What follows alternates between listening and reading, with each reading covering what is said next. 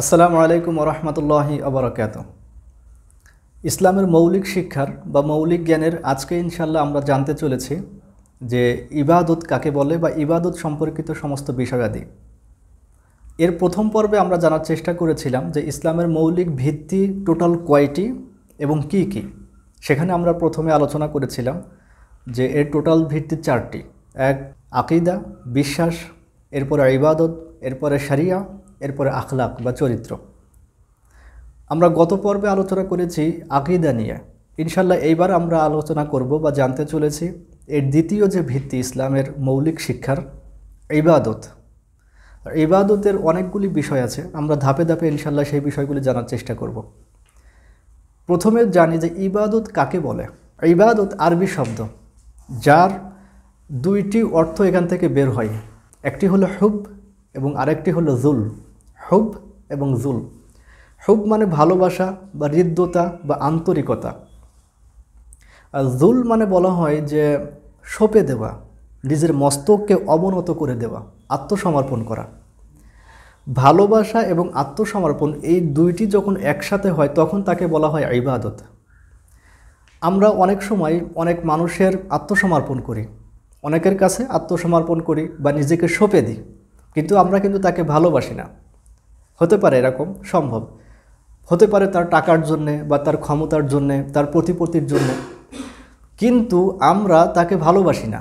যখন তার টাকা শেষ হয়ে যায় অথবা তার ক্ষমতা শেষ হয়ে যায় তখন কিন্তু আমরা তাকে আর গোনার ভেতরে ধরি না। আবার এর বিপরীতটাও সঠিক, যেমন আমরা ভালোবাসি কিন্তু তার আত্মসমর্পণ করি না, তার কাছে আত্মসমর্পণ করি না অথবা তার কাছে নিজের মস্তক অবনত করি না। যেমন আমাদের বাবা মা, ভাই বোন, আত্মীয় স্বজন, বন্ধুবান্ধব, সমস্ত কিছুই আমরা ভালোবাসি কিন্তু তাদের সামনে নিজেকে কিন্তু আত্মসমর্পণ করি না। তো একটি বিষয় হলো আত্মসমর্পণ করা, আরেকটি হলো ভালোবাসা। ভালোবাসা এবং আত্মসমর্পণ এই দুটি মিলেই হয় ইবাদত। আপনি যদি নামাজ পড়েন, তসবিহ তাহলিল পড়েন, জিকির আজকার করেন, কুরআন পড়েন, আপনি ভুল কাজ থেকে বিরত থাকেন, আপনি যেভাবেই ইবাদত করেন না কেন, আপনি যদি আল্লাহ সুবহানাহু ওয়া তাআলাকে ভালো না বাসেন, রসুলকে ভালো না বাসেন, তাহলে প্রকৃত অর্থেই ইসলামের যে ইবাদত বলতে যেটা বোঝানো হয়েছে আপনি সেটা আসলে করছেন না। আপনি ইবাদত করছেন, এটা দায় সারা একটি ইবাদত, কিন্তু প্রকৃত অর্থেই আপনি ইবাদত করছেন না। ইবাদতের মূল উদ্দেশ্যই হলো ভালোবাসা এবং আন্তরিকতা বা আত্মসমর্পণ করা। আমি নামাজ পড়ছি, বাহ্যিকভাবে হয়তো আমি নামাজ পড়ছি, কিন্তু আমি আল্লাহ সুবহানাহু ওয়া তাআলাকে ভালোবাসি না, তাকে কিভাবে ভালোবাসতে হয় সেটাও জানি না, কোরআনকে ভালোবাসি না, রসুলের প্রতি আমার কোনো মমতা ভালোবাসা নাই, তাহলে প্রকৃত অর্থেই আপনি আসলে ইবাদত করছেন না। এটা অন্য কিছু হইতে পারে, কিন্তু সেটা আসলে প্রকৃত অর্থেই ইবাদত না। তো ইবাদত মানে হলো ভালোবাসা এবং আন্তরিকতার সংমিশ্রণ। এই দুইটি যখন একত্রিত হবে তখন তাকে বলা হয় আল ইবাদা। এটি হলো ইসলামের ইবাদত, আমরা ইবাদত বলতে যেটা বুঝি। এর পরবর্তী বিষয়, মানব জীবনে ইবাদতের কি গুরুত্ব আছে। এটাকে যদি আমি একটি বাক্যে বলি, যদি আমি সম্পূর্ণ কথাকে একটি বাক্যে বলি, তাহলে এটা বলবো এইভাবে যে ইবাদত মানব জীবনকে তার এই দুনিয়াবী জীবনের পদস্খলন থেকে দূরে রাখে, পদস্খলন থেকে মুক্তি ঘটায়। যেমন আপনি যদি নামাজ পড়েন অথবা রোজা রাখেন অথবা আপনার মুখে দাড়ি, মাথায় টুপি, আপনি যাই করেন না কেন, আপনি যখন এই অবস্থায় যখন ভুল কোনো কাজ করতে চাইবেন, আপনার লেবাস আছে, আপনার পাঞ্জাবি আছে, আপনার টুপি আছে, দাড়ি আছে, এই অবস্থায় আপনি মানুষের সাথে অকথ্য ভাষায় গালাগালি করছেন, তখন কিন্তু আপনার ভেতরে একটি নাড়া দিবে যে আমি এই অবস্থায় এভাবে কাজ করব, আমি এই অবস্থায় এরকম এরকম কথা বলবো। আপনার ভেতর থেকে নাড়া দিবে, আপনি সংশয় বোধ করবেন। আবার আপনি হজ করেছেন, হজ করে এসে আপনি এখন সুদ নিতে গেলে, সুদ খাইতে গেলে অথবা ঘুষ খাইতে গেলে আপনার ভেতরে নাড়া দেয় যে আমি ইবাদত করে আসলাম, আমি হজ করে আসলাম, আমি নামাজ পড়ি, আমি রোজা রাখি, আবার আমি সুদ খাবো, আমি ঘুষ খাবো, অনৈতিক কাজ করব। এটা স্বাভাবিকভাবে বাহ্যিকভাবে ইবাদত আপনাকে ভুল পথ থেকে দূরে রাখার চেষ্টা করে, আপনার ভিতরে একটা অনুশোচনা বোধ জাগ্রত করে, বিবেক তৈরি করে। এটা গেল বাহ্যিক বিষয়। এরপরে আভ্যন্তরীণভাবে আপনি যদি ইবাদত করেন, আপনার অন্তর দিয়ে আপনার বিবেক বুদ্ধি দিয়ে আপনি যদি ইবাদত করেন ভালোবাসার সাথে, আন্তরিকতার সাথে, আরও বেশি কনসার্ন হবেন। আপনি রাস্তায় 2 টাকা দেখলেন, কিন্তু আপনি নেন না, কারণ কি? কারণ আপনার ভেতরে সেই বিবেকটা জাগ্রত করেছে ইতিমধ্যেই, কেউ দেখছে না, এবং 2 টাকা এটা আপনি যদি নেনও তারপরেও কোনো কারোর ক্ষতি হবে না, তারপরেও আপনি নিচ্ছেন না। কেন? কারণ এটা ইবাদত আপনাকে এই যে সমালোচনা, এই যে আত্মসমালোচনা আপনার ভিতরে তৈরি করে দিয়েছে, আপনাকে ভুল পথ থেকে দূরে রাখার চেষ্টা করে। এই যদি ছোট ছোট বিষয়ের অবস্থা যদি এমন হয়, তাহলে বড় বড় যে বিষয়গুলি, জেনা, ব্যভিচার, সুদ, ঘুষ, রাহাজানি, খুন খারাপি, তাহলে সেই বিষয়গুলি থেকে ইবাদত কিভাবে আপনাকে সংরক্ষণ করে রাখবে চিন্তা করুন। যদি আপনি প্রকৃত অর্থে ইবাদত করেন, ইবাদতকে বুঝে ইবাদত করেন, তখন আপনি স্বাভাবিকভাবেই আপনার ভেতরে একটি আত্মসমালোচনামূলক সত্তা আপনার ভিতরে তৈরি হয়ে যাবে। এজন্য ইবাদত এত গুরুত্বপূর্ণ মানব জীবনে। ইবাদত যে যত বেশি করে বা ইবাদতের ক্ষেত্রে যে যত বেশি কনসার্ন, সে তত নৈতিকভাবে উন্নতি হতে পারে, সে তত নৈতিকভাবে আরও উন্নতি ঘটাতে পারে নিজেকে। এই জন্য ইবাদতের গুরুত্ব অপরিসীম এই দুনিয়াবী জীবনে। এই জন্য আল্লাহ সুবহানাহু ওয়া তাআলা বলেছেন যে ইবাদতই হলো মুমিনের জীবনের মূল লক্ষ্য, মূল উদ্দেশ্য। এরপরে ইবাদতের 3য় নম্বর যে বিষয়, সেটি হলো যে ইবাদত কি লক্ষ্য নাকি ওসিলা? ইবাদত কি লক্ষ্য নাকি ওসিলা? বিষয়টা একটু জটিল বা একটু ক্রিটিক্যাল মনে হইতে পারে। যখন আমি কোনো বিষয়ের লক্ষ্য ঠিক করি, তখন কিন্তু আমার সমস্ত ধ্যান, জ্ঞান, চিন্তাভাবনা সেই লক্ষ্যকে ঘিরেই। কিন্তু আমি যদি সেটাকে ওসিলা হিসেবে নিই, ওসিলা মানে মাধ্যম বা উপায়, তাহলে কিন্তু সমস্ত ধ্যান জ্ঞান কিন্তু আমি সেই মাধ্যম বা ওসিলাতে আমি কনসার্ন করি না। আমার মূল কনসার্ন থাকে আমার লক্ষ্যে। যদি আপনি কোনো একটা কোম্পানি দাঁড় করাতে চান, ব্যবসা করতে চান, আপনার মূল লক্ষ্য কোম্পানি দাঁড় করানো। তো এই কোম্পানি দাঁড় করানোর ক্ষেত্রে, কোম্পানি প্রতিষ্ঠা করানোর ক্ষেত্রে আপনি যত কিছু করা প্রয়োজন সমস্ত কিছু আপনি করবেন, করতে রাজি হবেন আপনি। আপনার টাকা, অর্থনীতি, এরপরে মার্কেটিং, এরপরে প্রোডাকশন, সমস্ত কিছু, এইগুলো কিন্তু ওসিলা, এগুলো হলো মাধ্যম, আর কিন্তু মূল উদ্দেশ্য কিন্তু কোম্পানি দাঁড় করানো। একইভাবে আপনি মনে করেন যে 10 কোটি টাকার মালিক হতে চান, এটা আপনার লক্ষ্য, এটা আপনার লক্ষ্য। যখন আপনার এই লক্ষ্য স্থির করবেন, তখন কিন্তু ওসিলা কি হয় বা কেমন হয় সেটা আপনার দেখার বিষয় না। আপনি যে কোনোভাবে তখন 10 কোটি টাকা আয় করতে রাজি, চুরি করে, খুন খারাপি করে, মানুষের টাকা অন্যায়ভাবে নিয়ে আপনি কিন্তু সেটা করতে চান, কারণ আপনার লক্ষ্য হলো 10 কোটি টাকার মালিক হওয়া। তো এটি হলো লক্ষ্য এবং ওসিলার পার্থক্য। ইবাদত ইসলামিক অনুযায়ী, কোরআন এবং হাদিস অনুযায়ী ইবাদত হলো লক্ষ্য, এটা কোনো ওসিলা না। আমাদের মুসলিম সমাজের অধিকাংশ মানুষই জেনে অথবা না জেনে তারা কিন্তু এটাকে ওসিলা মনে করে। তারা মনে করে তাদের মূল লক্ষ্য জান্নাত, ইবাদত হলো ওসিলা। মূলত এটা ঠিক না, এটা ইসলাম এবং কুরআন হাদিসের সাংঘর্ষিক। আল্লাহ সুবহানাহু ওয়া তাআলা বলছেন, ওয়ামা খলাকতুল জিন্না ওয়াল ইনসা ইল্লা লিয়াবুদুন, আমি মানুষ এবং জিন জাতিকে সৃষ্টি করেছি ইবাদত করার জন্য। তো ইবাদত হলো লক্ষ্য, এটা কোনো ওসিলা না। আমি এই যে কথাগুলি বললাম, এটার মূল উদ্দেশ্য হলো যখন আপনি কোনো কিছুকে লক্ষ্য হিসেবে দাঁড় করাবেন, তখন আপনার মূল কনসার্ন থাকবে, মূল মনোযোগ থাকবে সেই জিনিসকে কিভাবে আপনি সৌন্দর্যমণ্ডিত করবেন, সেই জিনিসকে কিভাবে আপনি আরও উন্নতি ঘটাবেন, সেই জিনিসকে কতটা সুন্দরভাবে আপনি প্রেজেন্ট করবেন, সেটাই আপনার উদ্দেশ্য, সেটাই আপনার লক্ষ্য। আমি নামাজ পড়ছি, রোজা রাখছি, হজ করছি, জাকাত দিচ্ছি, যাই করি না কেন, কোরআন পড়ছি, এগুলো কিন্তু আমার লক্ষ্য। সুতরাং এই জিনিসগুলোকে সুন্দর করাই হলো আমার জীবনের মূল উদ্দেশ্য।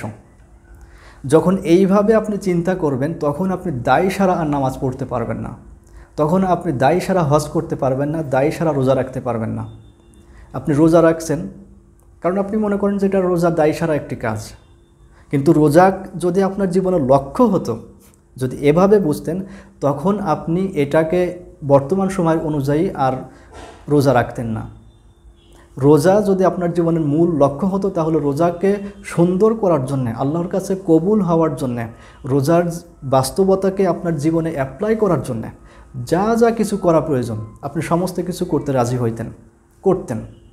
আপনি নামাজকে সুন্দর করবেন যখন সুন্দর করতে চাইবেন, আপনি নামাজকে যখন সুন্দর করতে চাইবেন তখন আপনি কোরআন তেলাওয়াতকে শুদ্ধ করবেন, কোরআনকে বুঝবেন, রুকু কেন করছেন, সিজদা কেন দিচ্ছেন, আপনি আল্লাহর সামনে দাঁড়িয়ে আছেন, এই জিনিসগুলো তখন আপনি হৃদয়ঙ্গমন করতে পারবেন, অনুধাবন করতে পারবেন।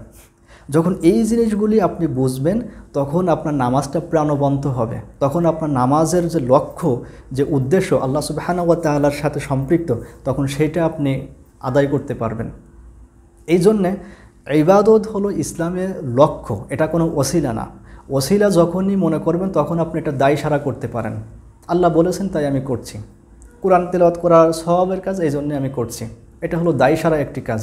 মনে হয় আমাকে জব দেওয়া হয়েছে, এর বিনিময়ে কিছু সওয়াব তুমি পাবে না। ইসলামের মূল উদ্দেশ্য হলো, মূল লক্ষ্য হলো ইবাদতকে সৌন্দর্যমণ্ডিত করা। এবং আল্লাহ সুবহানাহু ওয়া তাআলা বলছেন, আমি মানুষ এবং জিনকে সৃষ্টি করেছি এই ইবাদত করার জন্য, এটাই তার জীবনের লক্ষ্য। এরপরে চতুর্থ যে বিষয় আছে, যে ইবাদতের প্রকারভেদ। ইবাদত কয় প্রকার?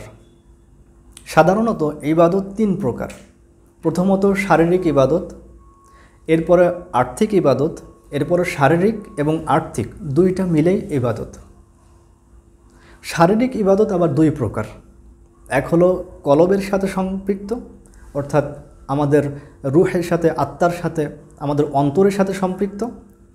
আরেকটি হলো আমাদের এই বাহ্যিক অঙ্গ প্রত্যঙ্গের সাথে সম্পৃক্ত। কলবের সাথে সম্পৃক্ত, অন্তরের সাথে সম্পৃক্ত, যেমন বিশ্বাস, ভালোবাসা, হৃদ্যতা, আন্তরিকতা, হিংসা, বিদ্বেষ, এই জিনিসগুলি থেকে অন্তরকে পবিত্র রাখা, অন্তরের উন্নতি ঘটানো, ঠিক আছে, এই জিনিসগুলি হলো অন্তরের সাথে সম্পৃক্ত প্রচুর। যেমন লোভ থেকে বিরত থাকা, এগুলি অন্তরের ইবাদত, এগুলি অন্তরের ইবাদত। এরপরে আমাদের বাহ্যিক অঙ্গ প্রত্যঙ্গের ইবাদত, যেমন কান, এরপরে আমাদের জিহ্বা, আমাদের চোখ, আমাদের হাত পা, এই সমস্ত কিছু।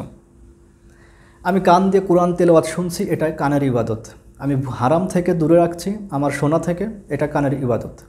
আমি নামাজ পড়ছি, হাত ব্যবহার করছি, এটা হাতের ইবাদত। আমি পা দিয়ে ভালো মসজিদে যাচ্ছি, আমি ভালো কাজে যাচ্ছি, এটা ইবাদত।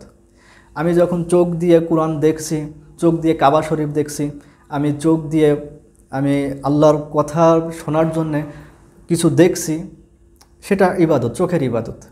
আবার আমি হারাম থেকে বিরত থাকছি, সেটা চোখের ইবাদত। আমি জিহ্বার ব্যবহার করছি, কোরআন পড়ছি, এরপরে মানুষকে ভালো উপদেশ দিচ্ছি, অন্যায় থেকে দূরে রাখার কথা বলছি, এগুলি আমাদের জিহ্বার ইবাদত। এই যে সমস্ত কিছু, এই যে অঙ্গ প্রত্যঙ্গের ইবাদত, এইগুলি। এরপরে আসে যে আর্থিক ইবাদত। আর্থিক ইবাদত মানে যেগুলি অর্থের সাথে সম্পৃক্ত, যেমন জাকাত, এরপরে কর্জে হাসানা, অর্থাৎ কেউ ঋণগ্রস্ত হয়েছে, আপনি তার ঋণটাকে পরিশোধ করলেন, তাকে কর্জ দিলেন। এরপরে সুদ থেকে মুক্তি হওয়া, ঘুষ থেকে মুক্তি থাকা, ওকে। তো এই জিনিসগুলি আপনার অর্থের সাথে সম্পৃক্ত, সব অর্থের সাথে সম্পৃক্ত, এগুলি হলো আর্থিক ইবাদত। এরপরে অর্থ এবং শারীরিক, এই দুইটি মিলেই হলো ইবাদত, অর্থ এবং শারীরিক। সেটি কি? সেটি জিহাদ এবং হজ। জিহাদ এবং হজ। জিহাদ আপনার যেমন অর্থ প্রয়োজন তেমন শরীর প্রয়োজন, আবার হজের জন্য যেমন অর্থ প্রয়োজন ঠিক তেমনই শরীর প্রয়োজন। তো দুইটিকে মিলেই এই ইবাদত করতে হয়। তো টোটাল ইবাদত 3 প্রকার। এক হলো শারীরিক ইবাদত। শারীরিক ইবাদত আবার 2 প্রকার, এক কলবের সাথে সম্পৃক্ত আর এক আমাদের বাহ্যিক অঙ্গ প্রত্যঙ্গের সাথে সম্পৃক্ত। এরপরে আর্থিক ইবাদত, এরপরে আর্থিক এবং শারীরিক দুইটা মিলেই ইবাদত। এরপরে আসছে যে ইবাদতের ধরন। ইবাদতের ধরন, ইবাদত ধরন কী কী? ইসলামে ইবাদতের ধরন 2টি।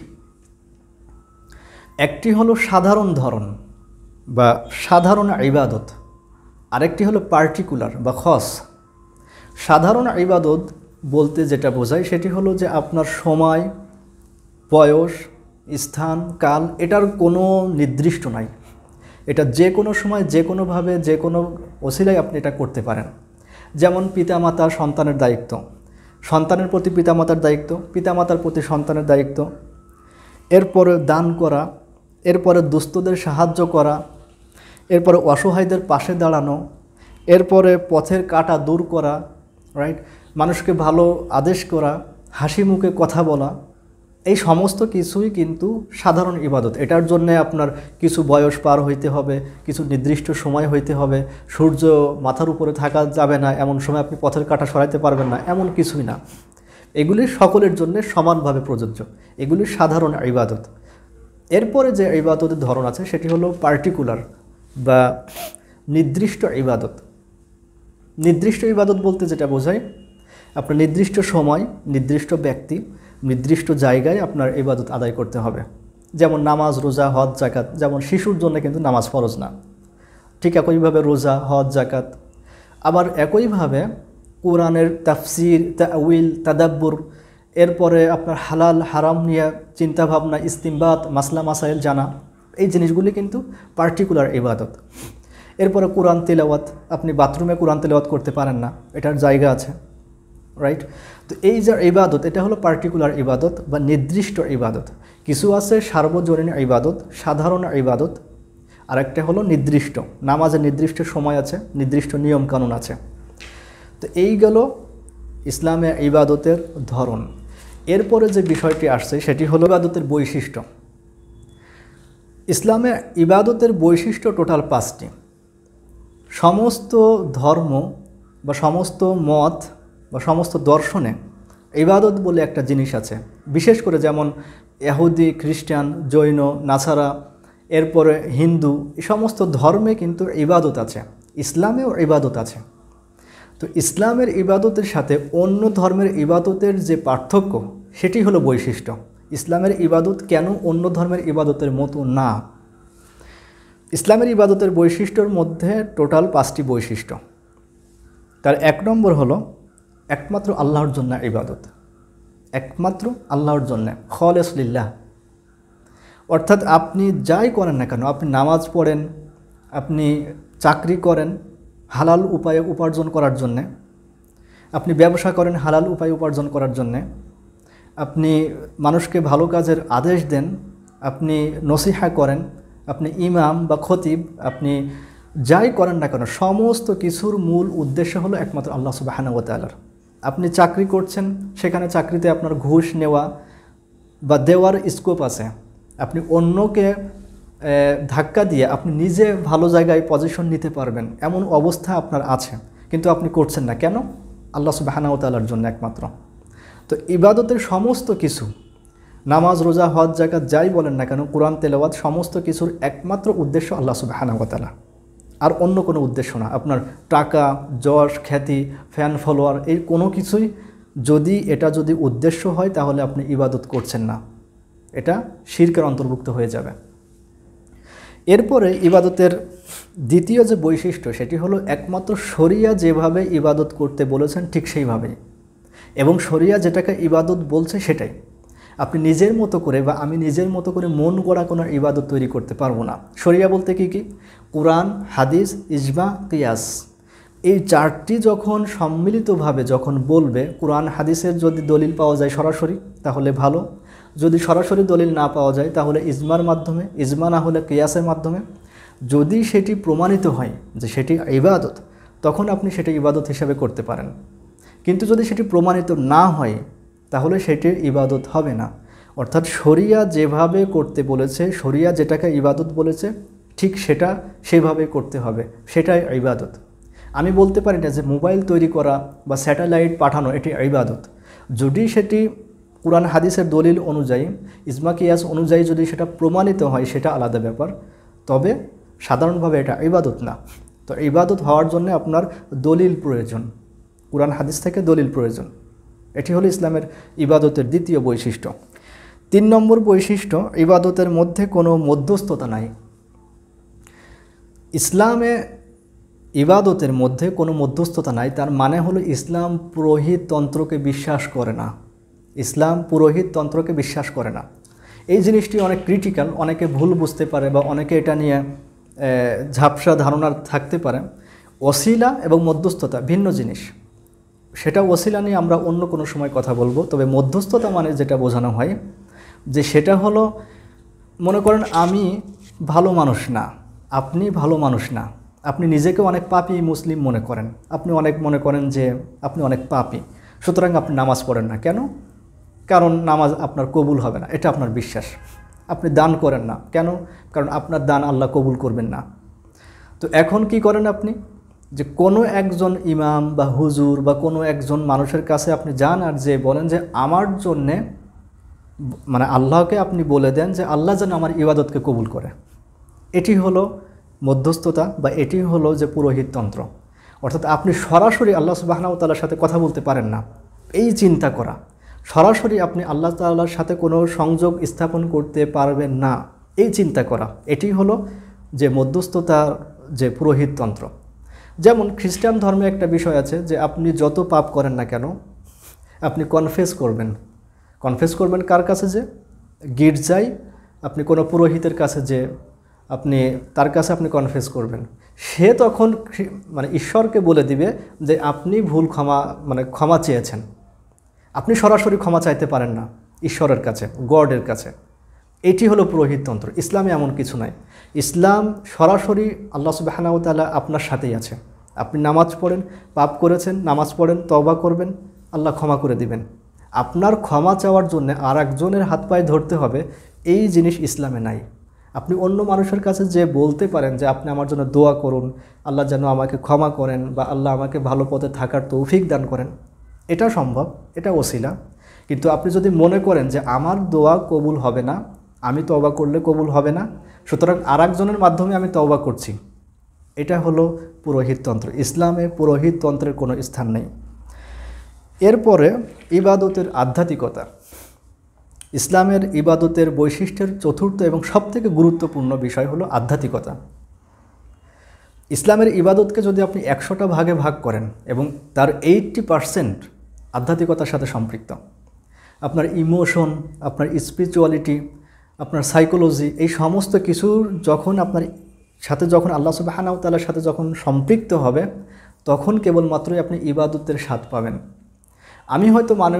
আমি হয়তো কাউকে দেখছি সে নামাজ পড়ছে, বাহ্যিকভাবে দেখছি সে রুকু করছে, সিজদা করছে, কিন্তু সে হয়তো নামাজে দাঁড়িয়ে তার ব্যবসার হিসাব করছে, অথবা সে হয়তো নামাজে দাঁড়িয়ে তার আগামী ঈদে কী কেনাকাটা করবে সেটা ভাবছে, কিন্তু আমি কিন্তু সেটা জানি না। তো ইবাদত, আমি দেখছি সে ইবাদত করছে, কিন্তু সে কিন্তু আসলে প্রকৃত অর্থে কোথায় আছে সে নিজেই জানে না। সে হয়তো অন্য কোনো জায়গায় পার্টি করবে সেটা চিন্তা করছে, সে হয়তো কোনো জায়গায় ব্যবসার হিসাব করছে, অথবা সে চাকরি করবে, সেই চাকরির বিষয় চিন্তা করছে। সে ভিন্ন জগতে চলে আসে, সে এক ভিন্ন জগতে আসে। তো এটি হলো আধ্যাত্মিকতার সাথে সাংঘর্ষিক। আপনি যখন নামাজ পড়ছেন, আপনি যখন ইসলামের কোনো ইবাদত করছেন, তখন সম্পূর্ণরূপে আপনি একমাত্র এক ধ্যানে আল্লাহ সুবহানাহু ওয়া তাআলার সম্মুখে আছেন। এই জন্য রাসূলুল্লাহ সাল্লাল্লাহু আলাইহি ওয়াসাল্লাম বলেছেন, তুমি যদি নামাজ পড়ো বা তুমি যখন নামাজ পড়বে তখন এমনভাবে পড়বে যেন তুমি আল্লাহকে দেখতে পাচ্ছ। চিন্তা করেন, যদি কোনো মানুষ কোন অবস্থায় পৌঁছালে সে তখন দেখতে পাবে যে আল্লাহ সুবহানাহু ওয়া তাআলাকে সে দেখতে পাচ্ছে। এবং রাসূলুল্লাহ সাল্লাম বলছেন, যদি তুমি এটা চিন্তা করতে না পারো তাহলে তুমি এটা চিন্তা করো যে আল্লাহ সুবহানাহু ওয়া তাআলা তোমাকে দেখছে, আল্লাহ সুবহানাহু ওয়া তাআলা তোমাকে দেখছে। তো এই হলো দুইটি অবস্থান। আধ্যাত্মিকতার চরম পর্যায়ে আপনাকে ইবাদতের মধ্যে মশগুল থাকতে হবে, তাহলে কেবলমাত্র আপনি ইসলামের ইবাদতটাকে বুঝতে পারবেন। এরপরে ইসলামের ইবাদতের সর্বশেষ যে বৈশিষ্ট্য সেটি হলো সহজ করা, কঠিন না করা। সহজ করা, কঠিন না করা। ইসলামকে, কোরআন হাদিসকে আমরাই কঠিন করি, কোরআন হাদিস কিন্তু সহজ। রাসূলুল্লাহ সাল্লাল্লাহু আলাইহি ওয়াসাল্লাম যখন কোনো সাহাবীদেরকে দাওয়াতের জন্য কোনো জায়গায় পৌঁছাতেন বা পাঠাতেন, তখন তিনি বলতেন যে তোমরা কখনোই কঠিন করে তুলো না। তুমি তাদেরকে প্রথমে কালিমার দাওয়াত দাও, যদি তারা ইসলাম কবুল করে তখন তুমি তাদেরকে বলো নামাজ পড়ার কথা, যদি তারা নামাজ পড়তে রাজি হয় তখন তুমি তাদেরকে বলো রোজা রাখার কথা, যদি রোজা রাখতে রাজি হয় তখন তুমি তাদেরকে বলো হজ, যাকাত ইত্যাদি আদায় করার কথা। অর্থাৎ তুমি সহজ করো, তুমি ধীরে ধীরে মানুষকে সুযোগ করে দাও যেন সে ইসলামের পথে আসে। ইসলাম সহজ, ইসলাম কঠিন না। আমরাই ইসলামকে কঠিন করে ফেলি, আমরাই ইসলামকে কঠিন করে মানুষের সামনে উপস্থাপন করি। আমাদের মাঝে কিছু দল আছে যারা খুব বেশি মুতাসাদ্দিদ, যারা সবসময় কঠিন করতে সবসময় ভালোবাসে, কিন্তু ইসলাম কিন্তু এমন না। আপনি নামাজ দাঁড়িয়ে পড়তে পারছেন না, বসে পড়ুন। বসে পড়তে পারছেন না, শুয়ে পড়ুন। শুয়ে পড়তে পারছেন না, ইশারায় পড়ুন। আপনি উজু করবেন, পানি নাই, তায়াম্মুম করুন। আপনি রোজা রাখতে পারছেন না, রোজা ছেড়ে দিন, পরে রোজা আদায় করুন। ইসলামের সমস্ত কিছুতে সহজ করে দেওয়া হয়েছে। আমরাই এটাকে কঠিন করে ফেলি, আমরাই এটাকে যতটা বেশি মানুষের সামনে কঠিন আকার উপস্থাপন করি। রাসূলুল্লাহ সাল্লাল্লাহু আলাইহি ওয়াসাল্লাম বলছেন এই কারণে যে তোমরা কখনোই মানুষের সামনে ইসলামকে কঠিন করে তুলো না, মানুষের কাছে ইসলামকে কঠিনভাবে উপস্থাপন করো না, যতটা সম্ভব সহজ করে উপস্থাপন করো, সহজভাবে সেটাকে তুমি মানুষের সামনে তুলে ধরো। তো এই হলো ইসলামের ইবাদতের বৈশিষ্ট্য। এবং ইবাদত সম্পর্কে মোটামুটি যে বিষয়গুলি জানা প্রয়োজন সাধারণ মুসলিমের, এই হলো সম্পূর্ণ বিষয়াদি। প্রথমত ইবাদত কাকে বলে, ইবাদত মানব জীবনে কেন প্রয়োজন, এরপরে ইবাদত আমাদের লক্ষ্য, এটা কিন্তু ওসিলা না, এটা খুব গুরুত্বপূর্ণ বিষয়। এরপরে ইবাদতের প্রকারভেদ, এরপরে ইবাদতের ধরন এবং ইবাদতের বৈশিষ্ট্য। তো আল্লাহ সুবহানাহু ওয়া তাআলা আমাদেরকে কুরআনকে কুরআনের মতো জানার, ইবাদতকে ইবাদতের মতো জানার এবং তিনি যেভাবে ইবাদত করতে বলেছেন সেইভাবে ইবাদত করার তৌফিক দান করুন। আমিন। আসসালামু আলাইকুম ওয়া রাহমাতুল্লাহি ওয়া বারাকাতুহু।